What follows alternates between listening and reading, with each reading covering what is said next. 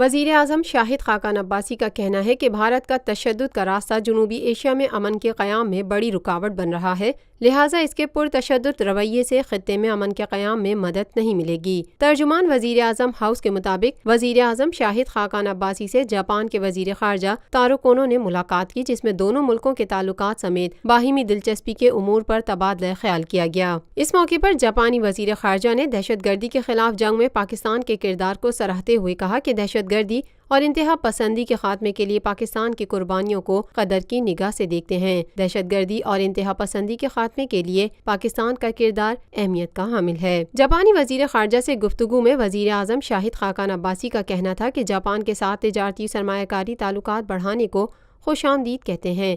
پاکستان اور جاپان کے حکومت اور عوام کے ساتھ گہرے اور قریبی تعلقات ہیں۔ وزیر اعظم نے مقبوضہ کشمیر میں بھارتی مظالم کا ذکر کرتے ہوئے کہا کہ بھارت مقبوضہ کشمیر میں تشدد سے بڑے پیمانے پر انسانی حقوق کی خلاف ورزیاں کر رہا ہے۔